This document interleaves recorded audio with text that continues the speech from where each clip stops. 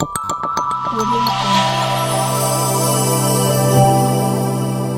Jungle.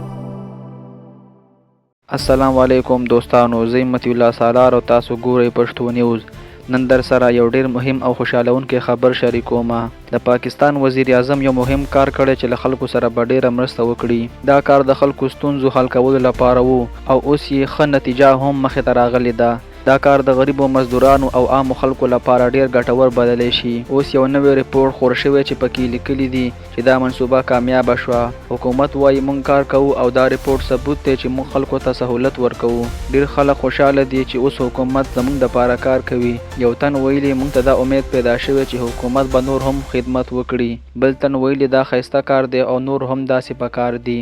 نو ګرانو دوستانو، تاسو دا کار څنګه ګڼئ؟ آیا دا د وزیر اعظم ښه کار دی؟ خپل نظر راسره شریک کړئ. ویډیو لایک کړئ او پښتو نیوز چینل در سره ضرور سبسکرایب کړئ. تر بلې ویډیو پورې د لوی الله په امان.